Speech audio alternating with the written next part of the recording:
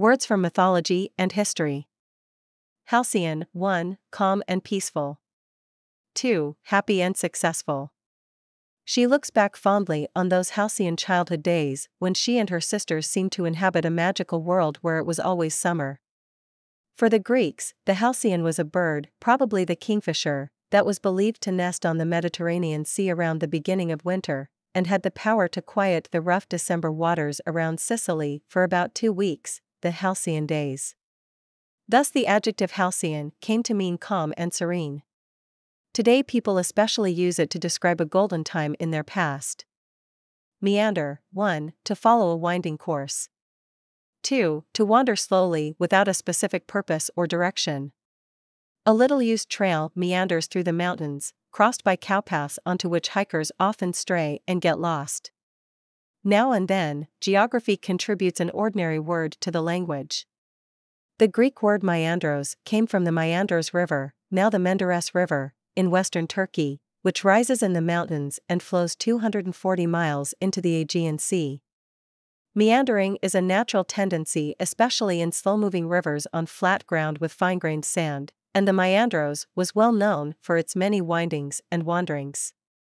Roads and trails, like rivers, can be said to meander, but so can relaxed music, lazy writing, and idle thoughts.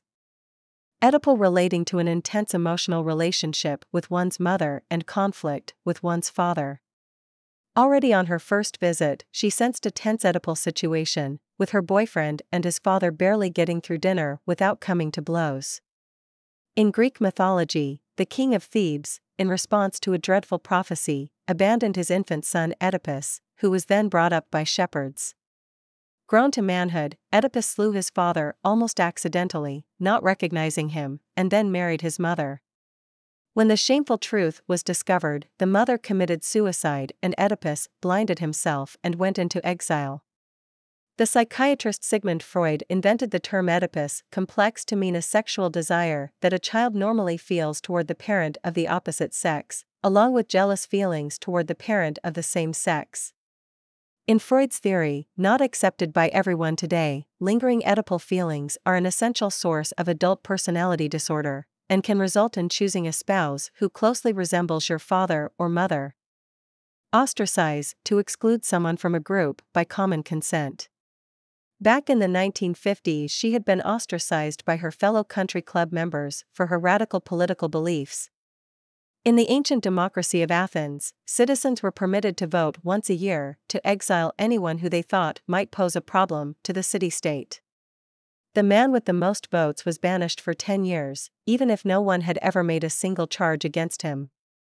Voting was done on ostraca, bits of broken pottery, the Greek equivalent of scrap paper, and the process was known as ostrakizion.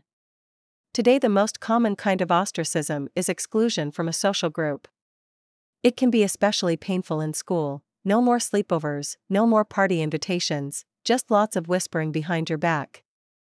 Paean, 1. A song of joy, praise, tribute, or triumph. 2. A work that praises or honors its subject.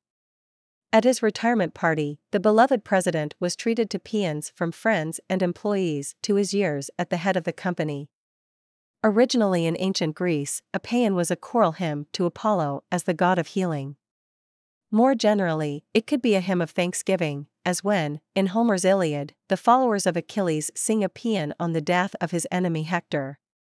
Paeans could be sung at banquets, at public funerals, to armies departing for battle and fleets leaving the harbor, and in celebrations of military victories. Philippic, a speech full of bitter condemnation, a tirade.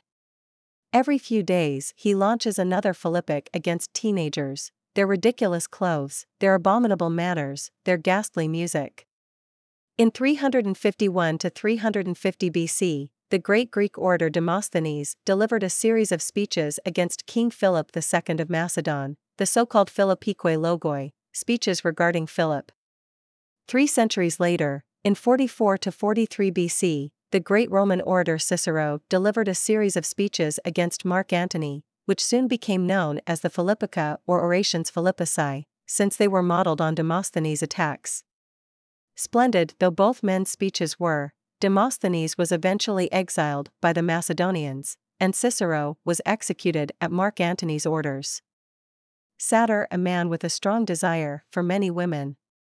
Still drinking and womanizing at the age of 70, he likes to think of himself as a satyr rather than an old goat. Satyrs, the minor forest gods of Greek mythology, had the face, torso, and arms of a man, the ears and tail of a goat, and 2 goat-like legs. Fond of the pleasures associated with Dionysus, or Bacchus, the god of wine, they were full of playful and sometimes violent energies, and spent much of their time chasing the beautiful nature spirits known as nymphs.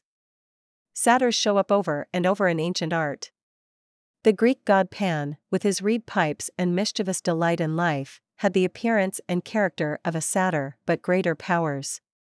Notice how satyr is pronounced, it's quite different from satire.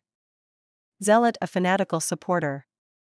My girlfriend's father is a religious zealot, so I always find excuses not to have dinner at their house. In the 1st century AD, a fanatical sect arose in Judea to oppose the Roman domination of Palestine. Known as the Zealots, they fought their most famous battle at the great fortress of Masada, where 1,000 defenders took their own lives just as the Romans were about to storm the fort. Over the years, zealot came to mean anyone who is passionately devoted to a cause. The adjective zealous may describe someone who's merely dedicated and energetic, a zealous investigator, zealous about combating inflation, etc. But zealot, like its synonym fanatic, and zealotry, like its synonym fanaticism, are used disapprovingly, even while Jews everywhere still honor the memory of those who died at Masada.